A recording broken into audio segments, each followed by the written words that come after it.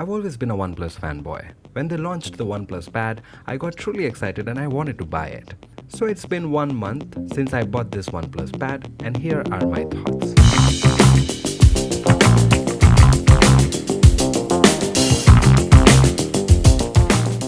The price tag for this tablet starts at 37,999 rupees.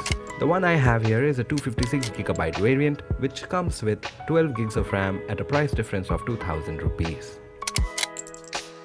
I wanted to buy it offline from the Oneplus store for a proper Oneplus store experience, but the top variant was out of stock here in Delhi. I strongly recommend you go for the 256GB variant because I don't see any reason to save that 2,000 rupees. When I decided to buy the Oneplus Pad, I was really worried about the processor, MediaTek Dimensity 9000. I watched a lot of reviews and read about it on the internet. A lot of people said that it's going to be a little bit of a concern. But I took the chance, and I have to say, it's quite noticeable. The whole idea of buying this device was minimal productivity, online classes, content consumption, internet browsing, and a little bit of gaming. I enjoy multitasking on this device. I can open multiple windows and seamlessly work with various apps at once. Google Chrome runs on a desktop style format, even though some extensions might not work. The quick app menu on the side is really cool, but I hardly notice it. It's pretty much non-existent. Instagram and a few more apps do not support this aspect ratio, but if you use it with a split screen, then it's not at all annoying.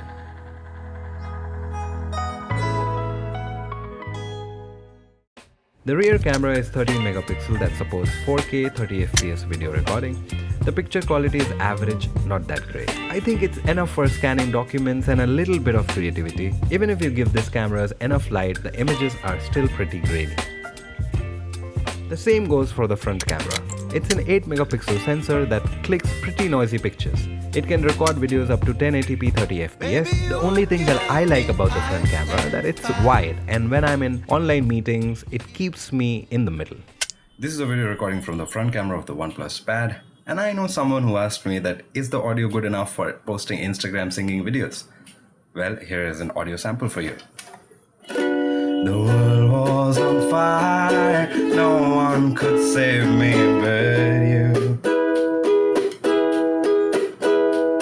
This strange world desire make foolish people do. Well, I never dreamed that I'll meet somebody like you. Well, I never dreamed that I'll meet somebody like you. For me, the cameras do just fine because I rarely find myself playing around with the cameras. I use it only when I'm doing video calls or any online class. Here are some sample pictures to give you a fair idea.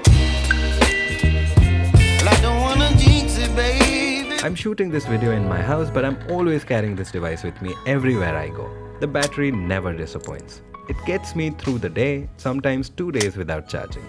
The 67-watt power brick is a little on the bigger side and charges the tab very quickly. One thing that I truly like about this device are the speakers. It has got 4 speakers and it gets very loud. The bass could have been better. The LCD screen might not sound very tempting, but this LCD screen is not at all bad. My elder sister owns an iPad Pro, and when I keep them side by side, only then I notice some differences. Day-to-day content consumption is truly beautiful is what I feel. 144Hz refresh rate with the Dimensity 9000 processor feels like an awkward fart in a silent room. It's laggy and I'm still getting used to it. I don't know if it's the processor or the variable refresh rate, but it's hard to miss. When the iPad is not around, it's easy to live with it. The resolution and the colors are pretty tight, kind of make up for it.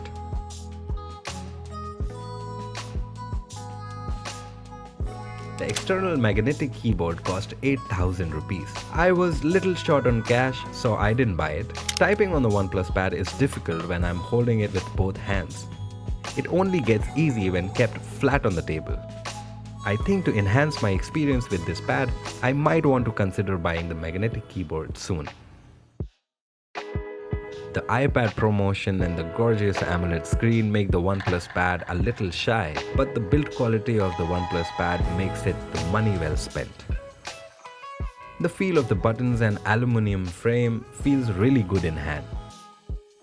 I think the price to quality ratio is well balanced. My only concern here is how long will it last.